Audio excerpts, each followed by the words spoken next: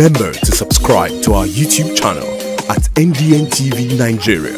Click on the subscribe button and be the first to get notifications. The Osayunwanoba of Benin Kingdom, Professor Chief Victor Ogi Igbeneweka, says the current traditional crisis in Benin Kingdom is the result of a calculated attempt by the Edo State Governor, Godwin Obaseki, to balkanize the ancient kingdom of Benin.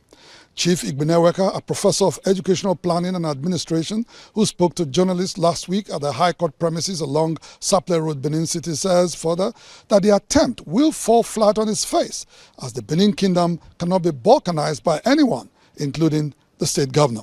Chief Igbeneweka had joined hundreds of other chiefs, priests and priestesses, women and youth who had besieged the Benin High Court at the resumed hearing of the suit brought by two dukes, otherwise known as NIGER, challenging their suspension by His Royal Majesty Omonoba Nedo Uku Akpolokpolo Obaeware II. The governor of Edo State, who want to balkanize the Benin Kingdom, he sponsored some chiefs to rebel against the kingdom.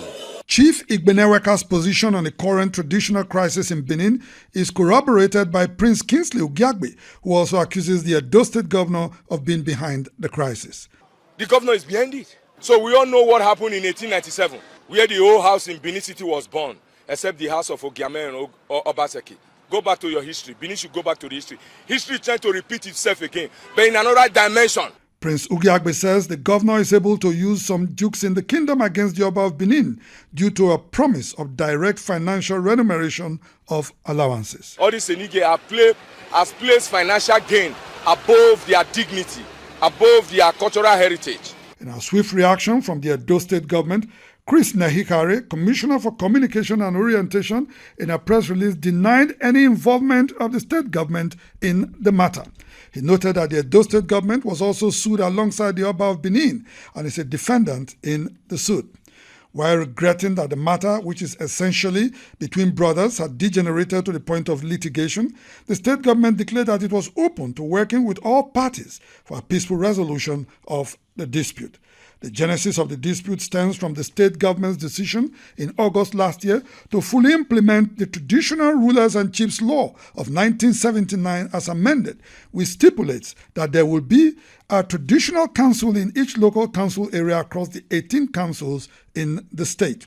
This law, which allows traditional rulers in the 18 council areas to receive monthly allowances directly, was seen as an attempt to whittle down the powers of the Oba of Benin and by implication weaken the domain of the Oba of Benin by the creation of other traditional institutions within Edo South Senatorial District. Some dukes in Benin who saw these moves as progressive allegedly gave their support to the state government. This drew the ire of the Oba of Benin, who promptly suspended them. Challenging their suspension, Enoge of Ebuabanosa Dukedom, Professor Gregory Akenzwa, an uncle of the Oba of Benin, and Enoge of Egbae Siloko Dukedom, Chief Edonwoyi Ogegbae, approached a Benin High Court for a possible ruling that their removal can only be done by the state government and not by the Oba. When the matter came up for hearing last week at a high court in Benin, hundreds of chiefs, priests and priestesses, women and youths all stormed the court premises in solidarity with the Oba.